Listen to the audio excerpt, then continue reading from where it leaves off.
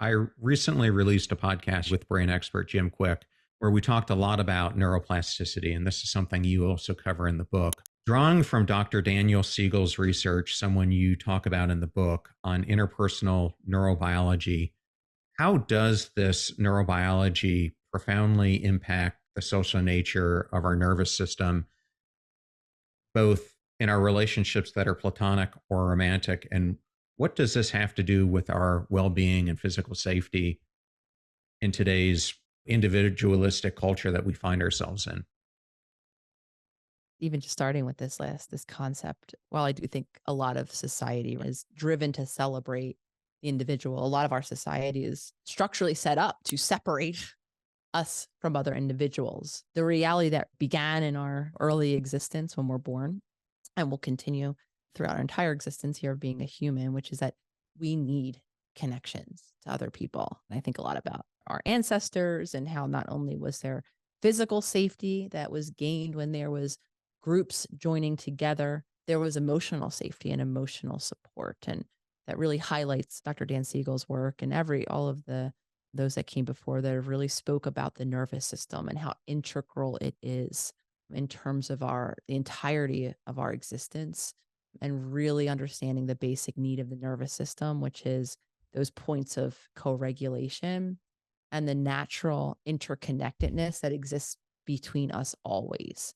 And what I mean when I say that is our nervous system is sending out and is assessing the electromagnetic signals, vibrational energies that is in the environments, and of course the relationships of those around us. So we are always in a state of connection to other individuals and are always impacting the connections that we have and the nervous system states of those individuals around us. As I've shared, in the beginning of our conversation, beginning in childhood, when we need those points of co-regulation, when we're beginning to define who we are in relationship based in the safety and security or lack thereof in our earliest relationships, it is this social brain driven by our nervous system that is at the core. When I didn't have safe and secure relationships, chances are I don't feel worthy, right? I've adapted by creating these habitual ways, oftentimes the roles that we're playing to maintain these connections, that which I need.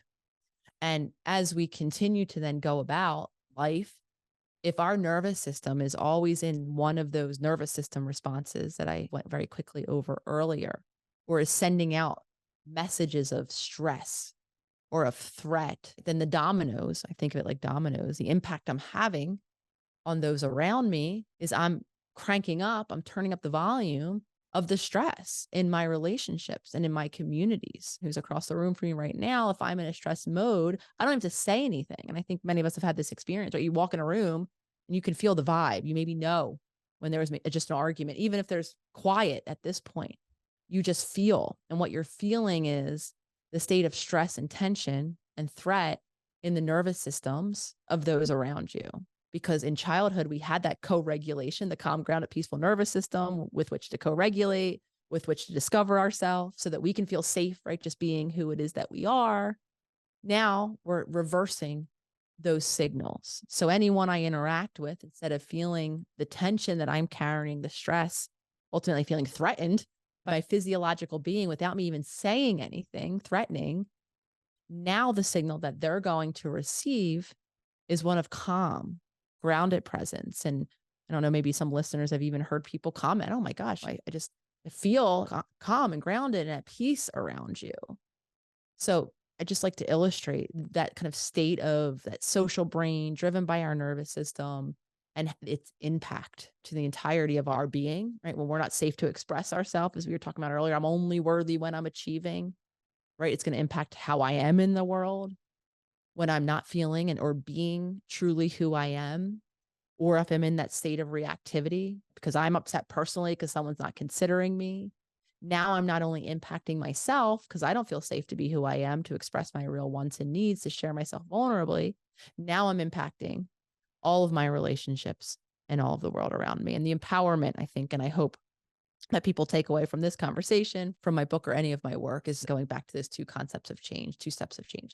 When I become aware of how I'm wired, what signals I'm sending to myself and to those around me, the more conscious I become, the more I can begin to make intentional choices to create that reconnection with my body, that calm, grounded presence, the ability to be who I am, so that when I am interacting with other people, they feel safer to authentically express themselves, to emotionally connect, and really to join together in interdependent relationships, which is really simply I'm me with all of my different perspectives, wants, desires, interests, talents, and you're you with all of your different perspectives, desires, interests, and talents. And together, when we both feel safe and secure to be who we are in connection, we don't feel fearful that if we show or express some side of ourselves, the person's going to leave us. Then the signals we begin to send, not only within that relationship, but to all of those that we will be in connection with over our lifespans, will be those signals of safety and that security. This whole podcast is about intentional choice, and you just nailed that answer. And I think something you talk about in the book, I refer to it as we live a pinball life. You call it we live on autopilot.